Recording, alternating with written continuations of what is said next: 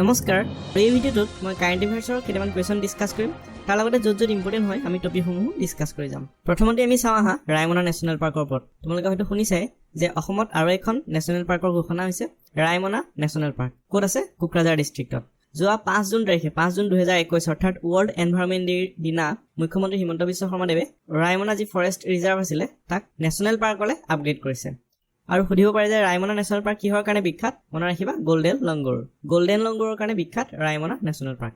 আহা আমি কুৱেশ্যনখিনি ডিছকাছ কৰোঁ who has been appointed as the grievance officer for India by WhatsApp recently কি হৈছে যিবিলাক ছ'চিয়েল মিডিয়া এপ্লিকেশ্যন আছে ফেচবুক হোৱাটছআপ বা টুইটাৰ ইনষ্টাগ্ৰাম যিয়ে নহওক কিয় গোটেইখিনিকে ইণ্ডিয়ান গভৰ্ণমেণ্টে এটা চৰ্ত দিছিলে যে তেওঁলোকৰ এজন ব্যক্তিক স্পেচিয়েলি এজন ব্যক্তিক ভাৰতত এপইণ্ট কৰিব লাগিব প্ৰতিটো এপ্লিকেশ্যনৰ বেলেগকৈ এজন ব্যক্তিক এপইণ্ট কৰিব লাগিব যাতে ভাৰতত যিবিলাক অভিযোগ ওলায় সেই এপবিলাকৰ এগেইনষ্টত সেইবিলাক যাতে তেওঁলোকে ছল্ভ কৰিব পাৰে তাৰ লগতে যিবিলাক পোষ্ট আমি শ্বেয়াৰ কৰোঁ ফেচবুকতে হওক বা অন্যান্য ছ'চিয়েল প্লেটফৰ্মবিলাকতে শ্বেয়াৰ কৰোঁ সেইবিলাক মনিটৰিঙৰ কাৰণেও এজন ব্যক্তিক এপইণ্ট কৰাৰ কাৰণে তেওঁলোকক বাধ্য কৰা হৈছিল আৰু যদি তেনে নকৰে অৰ্থাৎ এপইণ্ট নকৰে তেতিয়াহ'লে ইণ্ডিয়ান গভৰ্ণমেণ্টে যিকোনো ষ্টেপ হাতত ল'ব বুলি তেওঁলোকক কৈছিলে কিছুমান এপ্লিকেশ্যনৰ অ'নাৰে এতিয়ালৈকে ভাৰতৰ চৰকাৰৰ যি চৰ্ত আছে সেইসমূহ মানি লোৱা নাই হোৱাটছএপে ৰিচেণ্টলি এজন বিষয়াক এপইণ্ট কৰিছে তেওঁৰ নাম কি হয় যিখিনি অপশ্যন দি আছে তাৰ ভিতৰত চি অপশ্যনটো কাৰেক্ট হ'ব পৰেশ বি লাল তেওঁক এপইণ্ট কৰিছে ভাৰতত অভিযোগ বিষয়া হিচাপে ঠিক আছে ভাৰতৰ যিবিলাক হোৱাটছএপৰ এগেইনষ্টত অভিযোগ যাব সেইসমূহ মনিটৰ কৰিবৰ কাৰণে বা সেইসমূহ ছল্ভ কৰিবৰ কাৰণে পৰেশ বি লাল তেওঁক এপইণ্ট কৰা হৈছে নেক্সট ইয়াৰ পিছৰ question which of the following state has retained the top rank in Niti Aayog's SDG India Index 2020-21 SDG প্ৰথমতে আমি চাই লওঁ যে SDG কি হয় SDG মানে হৈছে সাস্টেইনেবল ডেভেলপমেণ্ট গোলছ সাস্টেইনেবল মানে কি হয় সাস্টেইনেবল মানে হৈছে অসমীয়াত যদি কওঁ বহনক্ষম অৰ্থাৎ যিখিনি আমাৰ হাতত ৰিচোৰ্চ আছে সেইখিনি আমি ফুল ইউটিলাইজ কৰি ফিউচাৰ জেনেৰেশ্যনৰ কাৰণে আমি ৰাখিব লাগিব তাক কোৱা হয় সাস্টেইনেবল ডেভেলপমেণ্ট গোলছৰ কাৰণে কোনখন ৰাজ্যই নীতি আয়োগৰ এই যি SDG ইণ্ডিয়া ইণ্ডেক্স 2021ত টপ হৈছে যিখিনি অপশ্যন দিয়া আছে তাৰ ভিতৰত বি অপশ্যনটো কাৰেক্ট হ'ব কেৰেলা মনত ৰাখিবা যে নিম্নলিখিত কোনখন ৰাজ্যই নীতি আয়োগৰ SDG ইণ্ডিয়া ইণ্ডেক্সত শীৰ্ষস্থান বজাই ৰাখিছে কোনে কেৰেলাই নেক্সট ইয়াৰ পিছৰ কুৱেশ্যন চাওঁ recently who has won the international Booker prize 2021 প্ৰতিটো বছৰতে আন্তঃৰাষ্ট্ৰীয়ভাৱেও বুকাৰ এৱাৰ্ড দিয়া হয় বা লেখক লেখিকাসকলক আন্তৰ্জাতিক এটা বঁটা দিয়া হয় শেহতীয়াকৈ এই আন্তৰ্জাতিক বুকাৰ এৱাৰ্ড বা বুকাৰ বঁটা কোনে পাইছে যিখিনি অপশ্যন দিয়া আছে তাৰ ভিতৰত ডি অপশ্যনটো কাৰেক্ট হ'ব ডেভিড ডিঅপে এখন নভেল ট্ৰেন্সলেট কৰি পেলাই তেওঁ এই আন্তৰ্জাতিক বুকাৰ বঁটা 2021 জিকিবলৈ সক্ষম হৈছে বা পাবলৈ সক্ষম নেক্সট ইয়াৰ পিছৰ কুৱেশ্যন চাওঁ what is the theme of world no tobacco day 2021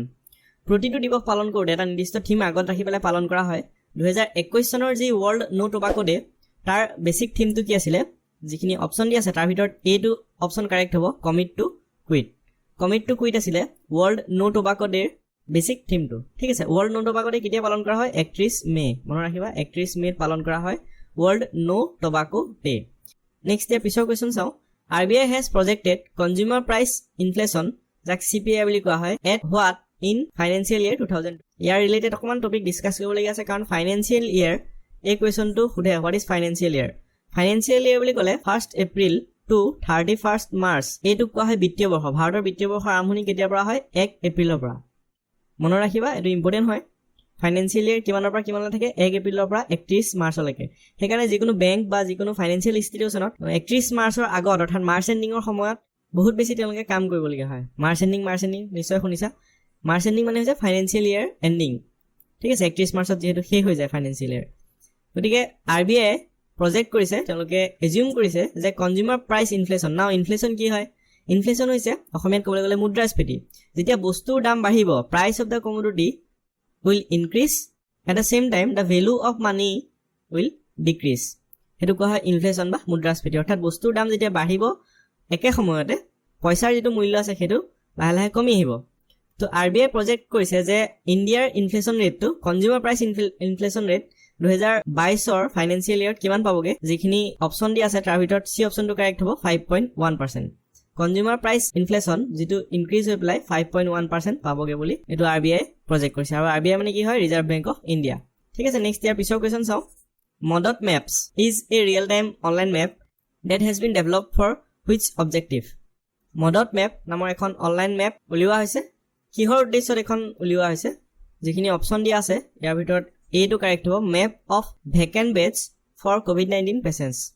এই মেপৰ সহায়ত COVID-19 পেচেণ্টসকলে ভেকেন্ট বেড বিচাৰি পাব যিহেতু বেডবিলাক ফুল হৈ যায় বিভিন্ন হস্পিটেলত COVID-19 বা পেচেণ্টৰে বেডবিলাক ফুল হৈ যায় এই ভেকেন্ট বেড বিচাৰিবৰ কাৰণে মডট মেপছৰ সহায় ল'ব পাৰিব নেক্সট ইয়াৰ পিছৰ কুৱেশ্যন চাওঁ The recently reported H1N3 মনত ৰাখিবা এইটো কোড মনত ৰাখিবা is strain of শেহতীয়াকৈ প্ৰতিবেদনৰ যি H1N3 এইটো কিহৰ চাপ হয় যিখিনি অপচন দিয়া আছে ইয়াৰ ভিতৰত এইটো কাৰেক্ট হ'ব বাৰ্ড ফ্লু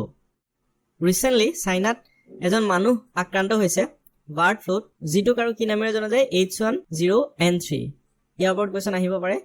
এইটো সাধাৰণতে 41 বছৰ এজন লোকৰ গাত দেখা গৈছিল যদিও তেওঁৰ মৃত্যু হোৱা নাই তেওঁ বাচিলে কিন্তু এইটো ফাৰ্ষ্ট কেছ ৱৰ্ল্ডৰ ফাৰ্ষ্ট বাৰ্ড ফ্লু কেছ যেটো হিউম্যান বডিত দেখা গৈছে ঠিক আছে আৰু কোড হৈছিল চাইনাত নেক্সট ইয়াৰ পিছৰ কোৱেশ্যন চাওঁ under which scheme the central government would support children who have lost both parents due to COVID-19 এই কুৱেশ্যনটো চেন্ট্ৰেল গভৰ্ণমেণ্ট বুলি সুধিছে কিন্তু ৰিসেন্টলি অসমৰ যদি আমি কাৰেণ্ট এফেয়াৰ্ছ চাওঁ বা অসমৰ যদি নিউজ চাইছো তেতিয়াহ'লে তোমালোকে গম পাবা যে হিমন্ত বিশ্ব শৰ্মায়ো CM হিমন্ত বিশ্ব শৰ্মায়ো ৰিসেন্টলি এই যেটো স্কিম সেন্ট্ৰেলে এডপ্ট কৰিছে হেতু স্কিম আমাৰ অসমতো এডপ্ট কৰা হৈছে গতিকে এইটো কোৱেশ্যনৰ যেটো আনসাৰ হ'ব এটো হৈছে C PM cares for children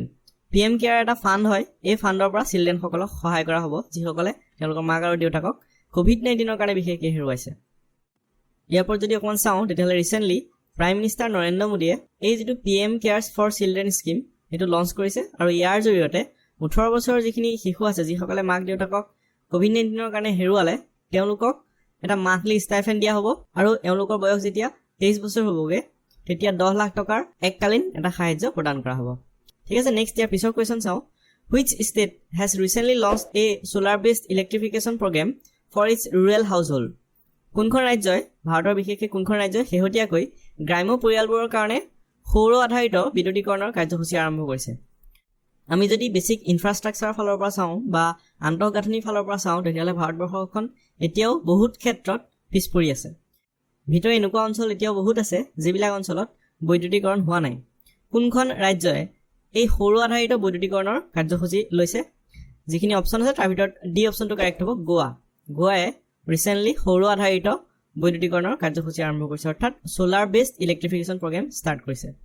ঠিক আছে নেক্সট ইয়াৰ পিছৰ কোৱেশ্যন এই কোৱেশ্যনটো মই তোমালোকৰ কাৰণে ৰাখিছো যেহেতু চাইনাখন ইন্টাৰনেশ্যনেল মিডিয়াটো ৰিসেন্টলি নিউজত আছে সো তোমালোকৰ কাৰণে এই কোৱেশ্যনটো ৰাখিছো which of the following Indian state does not share a border with China